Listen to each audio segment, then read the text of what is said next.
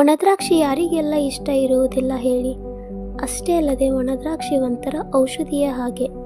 ಪ್ರತಿದಿನ ಬೆಳಿಗ್ಗೆ ಖಾಲಿ ಹೊಟ್ಟೆಯಲ್ಲಿ ಒಣದ್ರಾಕ್ಷಿಯನ್ನು ಸೇವಿಸುವುದರಿಂದ ಏನೆಲ್ಲ ಲಾಭ ಆಗುತ್ತೆ ಅಂತ ಈ ವಿಡಿಯೋದಲ್ಲಿ ತಿಳಿದುಕೊಳ್ಳೋಣ.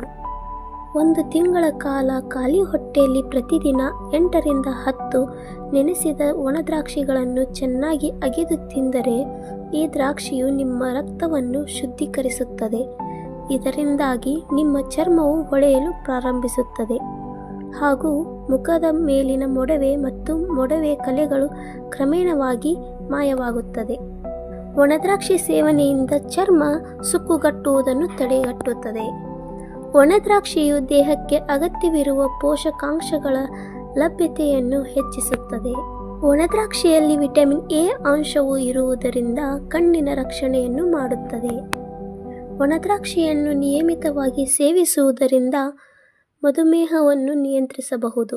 ಒಣದ್ರಾಕ್ಷಿ ಸೇವನೆಯಿಂದ ರಕ್ತಹೀನತೆಯನ್ನು ಕಡಿಮೆ ಮಾಡಿಕೊಳ್ಳಬಹುದು. ಹೆಚ್ಚಿನ ಆರೋಗ್ಯ ಮಾಹಿತಿಗಾಗಿ ದಯವಿಟ್ಟು ಸಬ್ಸ್ಕ್ರೈಬ್ ಮಾಡ್ಕೊಳ್ಳಿ ಮತ್ತು ಲೈಕ್ ಮಾಡಿ ನನ್ನ ಚಾನಲನ್ನು ಸಪೋರ್ಟ್ ಮಾಡಿ. ಧನ್ಯವಾದಗಳು.